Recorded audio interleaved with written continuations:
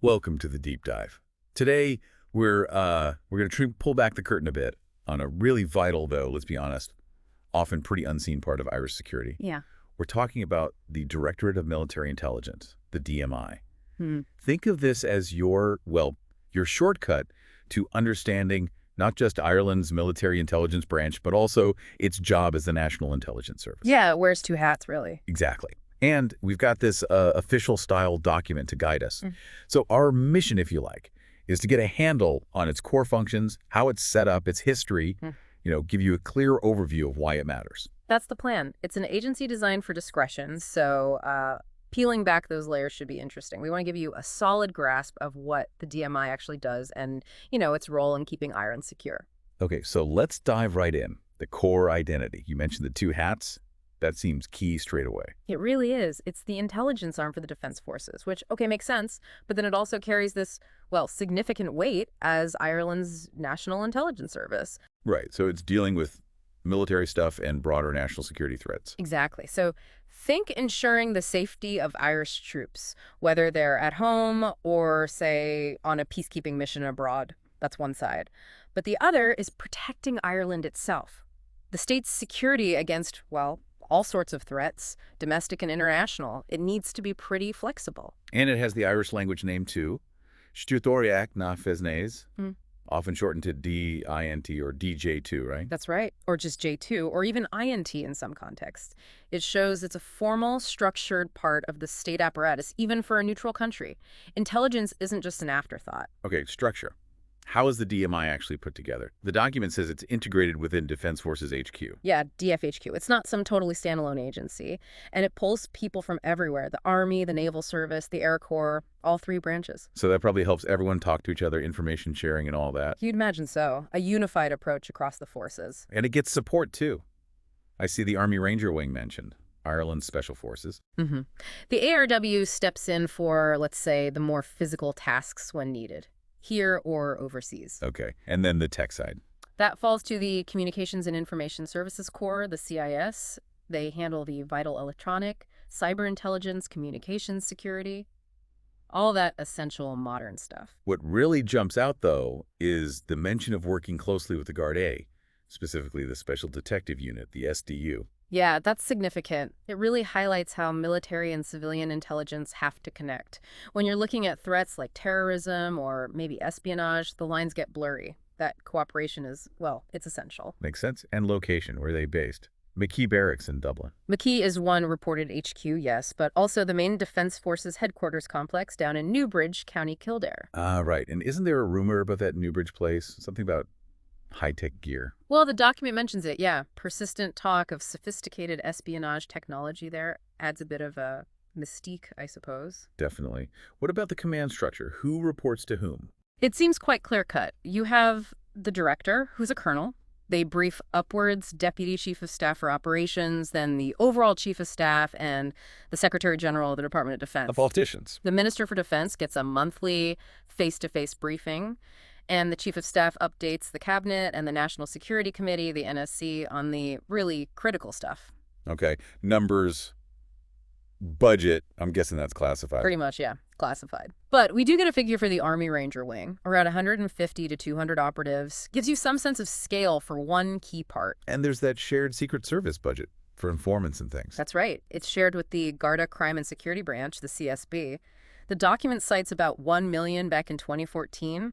That shared pot really underlines the cooperation again. Yeah, it does. And these operatives, DMI personnel, they can carry firearms, operate out of uniform. They can, yes. Reflects the nature of the work. Sometimes it has to be covert. But it's important to remember what the document stresses. Primary responsibility for national security within the state lies with the Garda Síochána. The defense forces handle the intelligence side. Got it.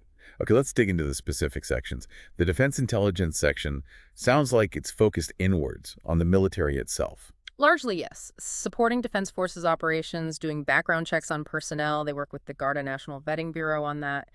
And basically ensuring the safety of Irish troops, home and abroad. Kind of the military's internal intel hub. And the Army Ranger Wing has its own intelligence people for when they deploy overseas, peacekeeping missions, that sort of thing. Exactly. UN, EU missions, NATO's Partnership for Peace.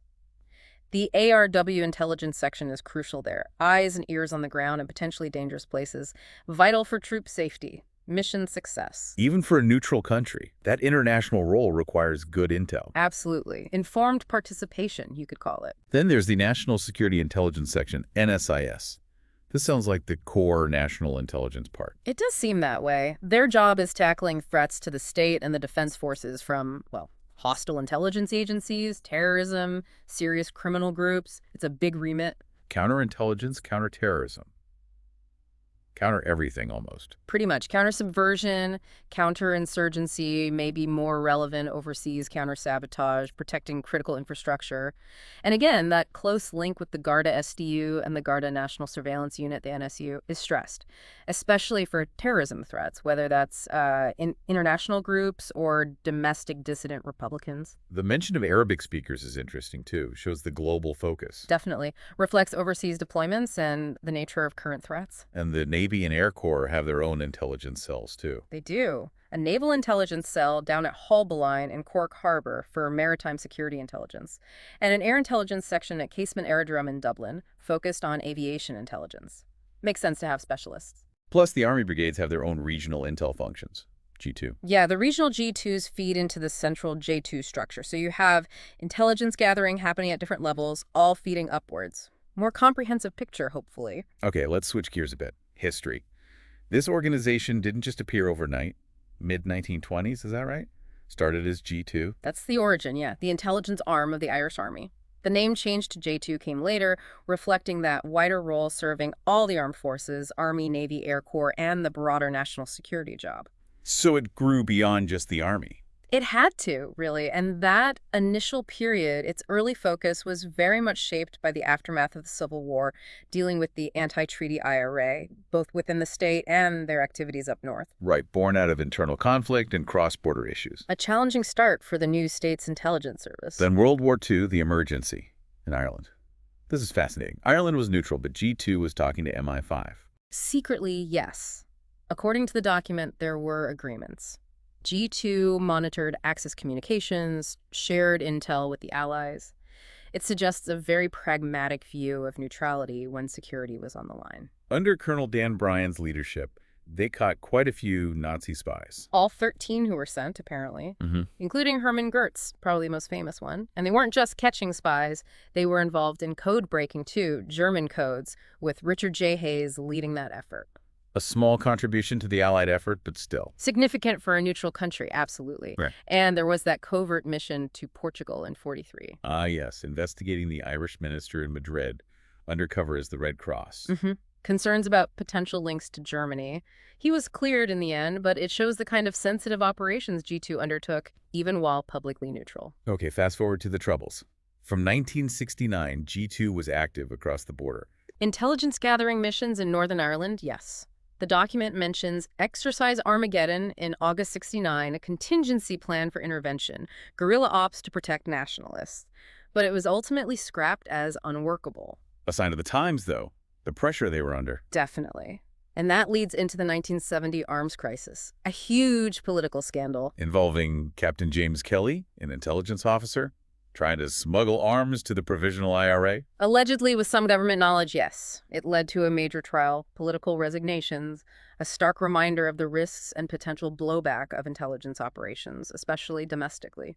And during the Cold War, what was G2 or J2 by then focused on? Monitoring suspected communists, naturally, and agents from communist countries, mostly based out of embassies in Dublin, and sharing that intelligence with Western allies. So, despite neutrality, clearly aligned in that context. Interesting. Even concerns about British nukes in the North in the late 80s. Declassified files show that. Yeah, they were worried enough to apparently run reconnaissance on a British Army base at Forkhill. Their conclusion was it was unlikely, but the fact they looked shows they were proactively assessing potential threats, even from neighbors. Okay, bringing us more up to date. Modern operations. Peacekeeping's a big one, right? Huge. DMI is heavily involved, ensuring Irish troops' safety, but also gathering intel on hostile groups in those deployment areas. It's known for being quite secretive, one of the more low-profile agencies in Europe, perhaps. Which makes sense for intel work. Then 9/11 happened, big Huge change. significant expansion, yeah. Increased focus on international terror threats, Al-Qaeda and similar groups. The Madrid and London bombings pushed that further, more budget, more deployments. Ireland had to adapt like everyone else. The Rory Carroll kidnapping in Iraq in 2005, that brought them into the news briefly, deploying Arabic speakers. It did. And the document lists quite a few places where military intelligence and ARW intel operatives were reportedly active between, say, 2006 and 2014. Afghanistan, Iraq, Syria, Lebanon, parts of Africa, the Balkans. Quite a global footprint. They also share intel with Irish diplomats abroad through the Department of Foreign Affairs. Keeping embassies informed about security risks. And those close links with the big international players, MI5, MI6, CIA, and SA, reportedly Mossad too, are vital for that global intelligence picture. Sharing information is key. That reported plan in 2019 to extract Lisa Smith from Syria, rejected by the government. Sounds like a tough situation. Complex, definitely. And the reported unhappiness within J2 about the decision not to go ahead. It highlights that potential tension between operational advice and political judgment. And the Shannon Airport issue. Allegations about CIA rendition flights. Yeah, the potential use of Irish airports like Shannon or Casement Aerodrome for the CIA's extraordinary rendition program. That's a serious allegation, raising difficult ethical and legal questions around counterterrorism cooperation. Domestically, they're still monitoring potential threats. Jihadists in Ireland, people going to war zones. That remains a key focus, yes. And Ireland's reported membership in the Echelon Signals Intelligence Network, plus the CIS Corps' work on SIGINT and cyber ops. It shows engagement in that whole electronic surveillance and cybersecurity world. Okay, so domestic surveillance. What's the legal basis for all this? The document points to two main acts. The Interception of Postal Packets and Telecommunications Messages Act from 1993 and the Justice Surveillance Act from 2009. So there is a legal framework. And they stopped giving raw intel transcripts directly to the CIA around 2011-12. Apparently so. Moving towards using mutual assistance programs instead suggests maybe tighter control over what's shared and how. And critically, they need a warrant from the Minister for Defense or Justice to intercept communications of Irish citizens. That's a key legal safeguard. They have secure systems for handling all this. Secure IT, a communication center. Yes, a secure network and an intelligence comcen for foreign intelligence. Necessary precautions. And that info sharing continues with the Garda CSB, reinforcing that close operational link. The number of times they accessed communication data under the Retention of Data Act seems quite high between 2013 and 2017. The figures cited suggest it's a tool used fairly regularly for national security investigations within that legal framework. Right. Let's finish up with training and selection. Who gets into the DMI? Officers and NCOs from the Defense Forces can apply. Basic intelligence concepts are apparently part of standard military training anyway, but DMI members get extra specialized stuff. Like the Defense Intelligence and Security Course, DISC. Exactly. Covering intelligence operations, analysis, combat intelligence, backed up by on-the-job training in things like weapons, surveillance, communications. Plus languages, cultural awareness, radicalization, all tailored to potential threats and environment. And opportunities for overseas training with friendly forces too, maybe in specialized areas like imagery intelligence. It's also noted that a high proportion of their officers have third-level degrees, suggesting an emphasis on analytical skills. And just to recap the known locations. Sure. McKee Barracks in Dublin, the Department of Defense HQ in Kildare, the Military College at the Curragh, Naval Ops Command in Haulbowline, Cork in Casement Aerodrome, Baldinall, Dublin. Those are the main ones mentioned. Okay, so wrapping this up, it's pretty clear the DMI is, well, it's a crucial, multifaceted organization for Irish security. It's evolved hugely from just being the Army's G2 to playing this national intelligence role, involved in everything from peacekeeping support to counterterrorism, working with partners across the globe. Absolutely. And doing most of it very quietly, which, as we said, is kind of the nature of the beast in intelligence work. Hopefully this deep dive has shed a bit more light on its structure, its history, and what it actually does. Definitely. So here's a final thought for you, the listener, to chew on. Ireland has this long-standing policy of neutrality.